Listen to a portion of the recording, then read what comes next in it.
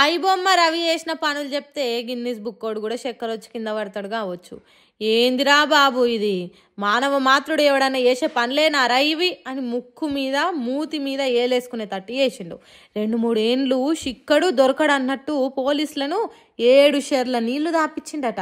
అది ఎట్లనో సజ్జనార్ సార్ చెప్తున్నాడు. ఇను రూపారి ఒకటి బ్లాక్ చేస్తే ఆయన మళ్ళీ ఇంకోటి మిర్రర్ చేస్తూ దాదాపు 65 మిర్రర్ వెబ్సైట్స్ ని ఆయన రన్ చేసేవాడు.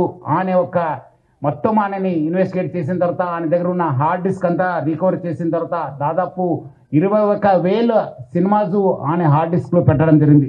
మొత్తము పాత ఫిలిమ్స్ అయిన గాడ్ ఫాదర్ మీ అందరు కూడా తెలుసు, చారిత్రాత్మక ఐతిహాసిక ఫిలిం అయిన గాడ్ ఫాదర్ అంటే 1972లో ప్రొడ్యూస్ అయిన ఆ మూవీ నుంచి మొన్న వచ్చిన ఓజీ మూవీ దాకా కూడా ఆయన దగ్గర ఈ ఒక్క హార్డ్ డిస్క్ లో ఉండడము మనము చూశాను. మొత్తము బాలీవుడ్ టాలీవుడ్ అందరు కూడా హాలీవుడ్ బాలీవుడ్ ఆ వుడ్ ఈ వుడ్ అనే తేడా లేకుండా సినిమాలు దొంగతనం చేసుడు ఐబొమ్మల పెట్టుడేనట.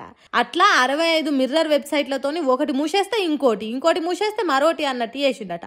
ఎక్కడుంటాడో తెలియదు, ఎట్లా చేస్తున్నాడో తెలియదు. లక్షల కొద్ది పోలీసులు సైబర్ క్రైమ్ టీములు ఎన్ని తీర్ల ఎంకలాడినా దొరకని సినిమా దొంగట ఈ ఇమ్మడి రవి. 21,000 సినిమాలు తన అరచేతిలో పెట్టుకుని ఆడిండంటే చిన్న ముచ్చట్న.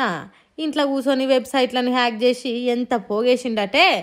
అదేవిధంగా ఆయన ఇప్పటిదాకా ఒక 20 crores సంపాదన చేశారని చెప్పి ఆయన వెల్లడించారు. మనం దాంట్లో 3 కోట్ల రూపాయలు మనము సీజ్ చేయడం జరిగింది. అది ఇంకా మనం ఆయన ఫైనాన్షియల్ డీటెయిల్స్, ఆయన మనీ లాండరింగ్ ప్లస్ ఏం చేశారు, ఎక్కడెక్కడ చేశారు, ఈ ర్యాకెట్ లో మొత్తం ఏముందని తెలుసుకోవడానికి ఆయన పోలీస్ కస్టడీ కూడా మనం అడగడం జరిగింది. అది వచ్చిన తర్వాత కూడా ఇంకా మనము ఆయన దగ్గర ఉన్న విషయపైన మనం రాపట్టుకోవడానికి మా వంతు కృషి చేయడం జరుగుతుంది. 20 కోట్ల రూపాయలు ఈజీగా పోగు చేసిండట. అంతేకాదు 50 లక్షల మంది గుట్టు సీక్రెట్లు సాటుమాటు ముచ్చట్లు అన్ని ఇమ్మడి రవి దగ్గర ఉన్నాయట.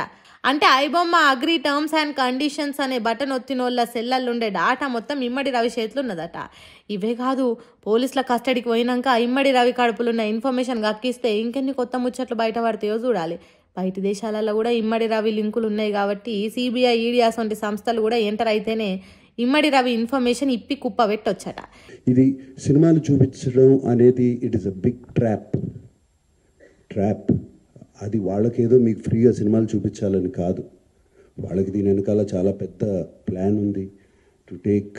To make thousands of crores. This 20 crores అన్న సజ్జనార్ గారు అన్నది is a very small amount వాళ్ళకి. అండ్ 3 కోట్లు దొరికిందన్నారు, నాకు తెలిసి వాళ్ళకి జస్ట్ చేంజ్ అది. సో